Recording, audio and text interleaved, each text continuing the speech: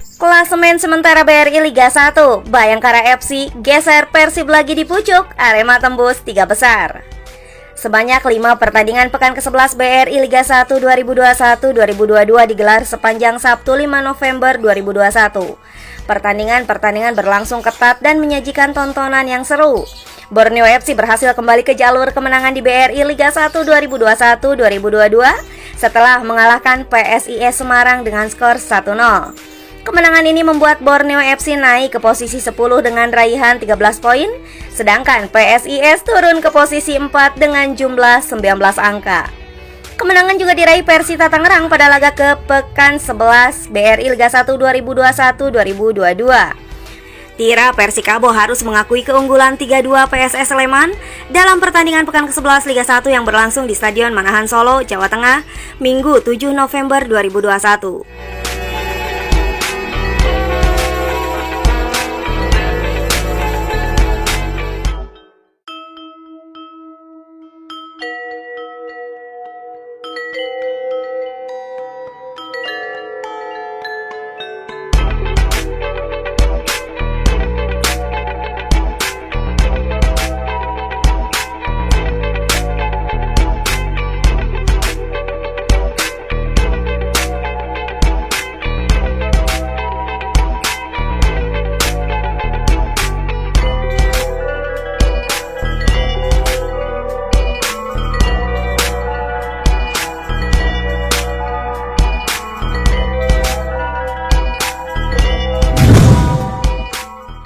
Bos PSIS Semarang marah besar, rapor merah di series kedua Liga 1.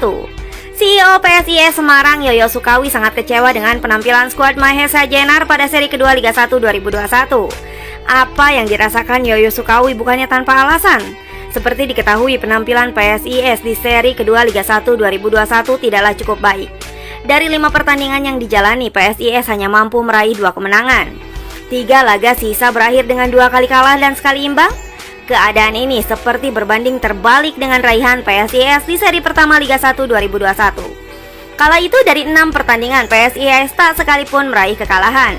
Bahkan Hari Nur Yulianto dan kawan-kawan sempat menempati posisi puncak klasemen sementara Liga 1 2021. Akibat terlalu banyak kehilangan poin pada seri kedua Liga 1 2021, membuat posisi PSIS kini melorot ke peringkat 4 dengan capaian 19 poin.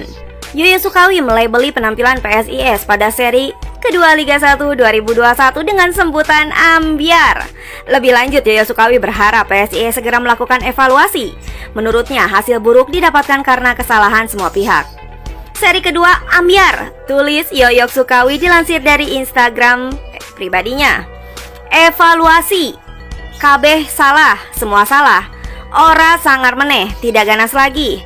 Manajemen, pelatih, ofisial, dan pemain harus berani mengakui memang jelek di seri kedua, sambungnya.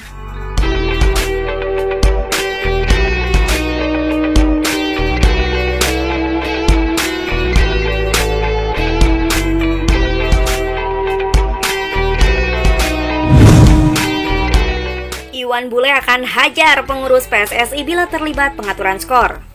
Ketua Umum PSSI Muhammad Iriawan menegaskan komitmennya dalam memberantas praktik pengaturan skor di sepak bola Indonesia.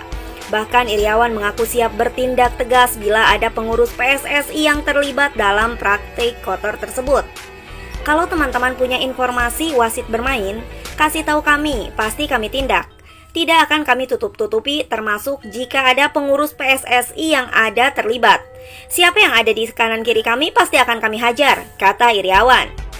Sementara itu, terkait dengan kasus pengaturan skor yang melibatkan perserang-serang, PSSI resmi membawa kasus tersebut ke jalur hukum dengan melapor ke Polda Metro Jaya.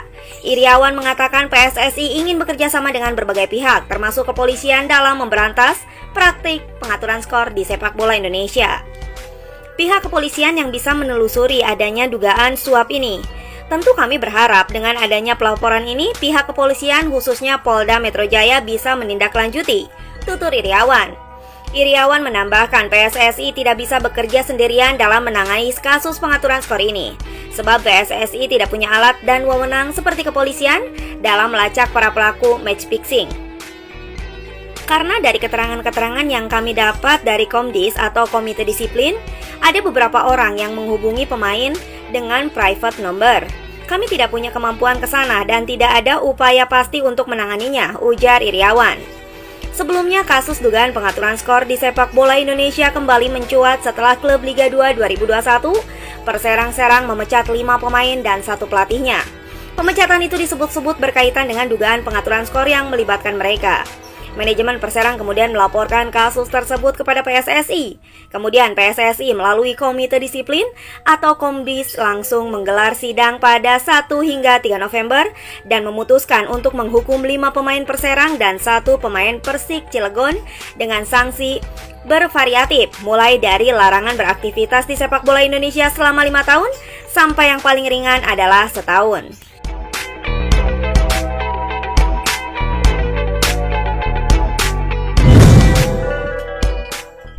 Kelengahan jadi penyebab Persik Kediri gagal happy ending di Liga 1.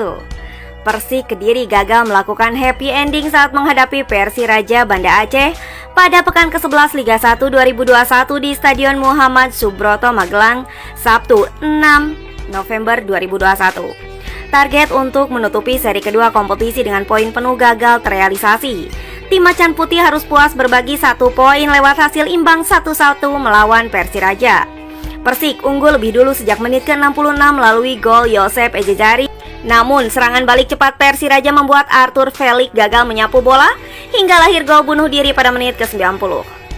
Tetapi kami tetap memberikan apresiasi kepada pemain yang sudah berjuang selama pertandingan, ucap pelatih interim Persik Kediri Alfiat selepas laga.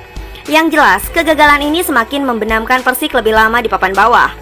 Persik masih menghuni urutan 15 klasemen Liga 1 dengan 10 poin dari 11 laga. Padahal pemain sudah mampu menguasai permainan, tapi apapun itu hasil 1 angka ini tetap kami syukuri, sambung dia. Dia pun menyebut kegagalan anak asuhnya memetik 3 angka disebabkan oleh lemahnya konsentrasi. Bagaimana tidak, keunggulan yang sudah di depan mata harus buyar pada menit-menit akhir. Pemain lengah pada menit-menit akhir sehingga kami kecolongan gol lawan. Pasti ada evaluasi, tutur Alfiat. Penyakit ini sebenarnya pernah dialami skuad Persik sebelumnya, yaitu ketika 2 kali unggul atas Persija, namun dibalas tuntas hingga laga berakhir imbang menjadi 2-2 di Solo.